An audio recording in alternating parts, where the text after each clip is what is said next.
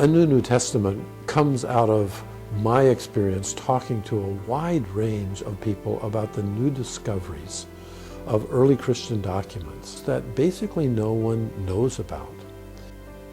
The origins of early Christianity have not been exactly what's in the existing New Testament.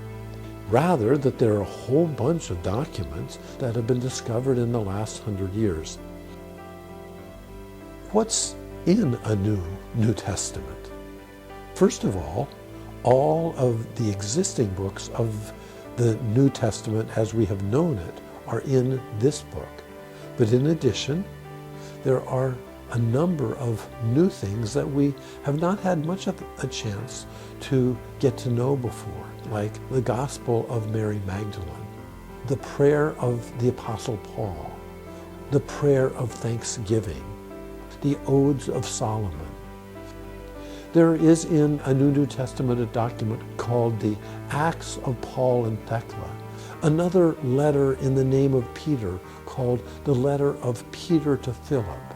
The letter of Peter to Philip tells us the most important thing, that no matter what happens, is for people to teach and to heal. So how did we put together a New Testament?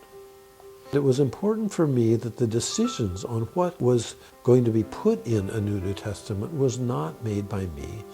There were a group of 19 spiritual leaders. We got together and studied for about 6 months, perhaps 50 of these newly discovered documents.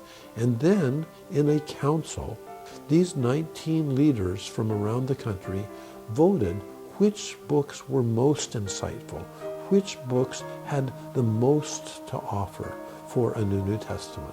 And so, like many of the decisions of early Christianity, the decision of what goes into a New Testament was decided by what I would call a council of church. And that whole vision pushes us to the boundaries, and I think offers a new opportunity for radical inclusivity of all the ways that God can express God's self. But there was something that spoke, and there was an engagement about that invited somebody into the text. And so that, for me, that was number one on my list. That it largely represents texts that were most anathemized by emerging orthodoxy, that stood the least chance of ever becoming part of an imperial Christian canon.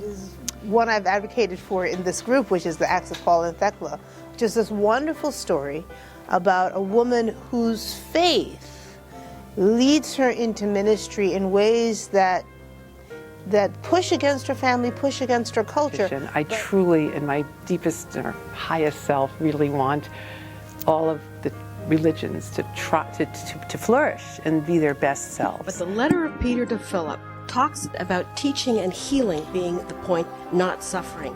It has arguably a strong case that by teaching and healing, one becomes active with God in the fulfillment of the creation of the world the way God originally intended it to be.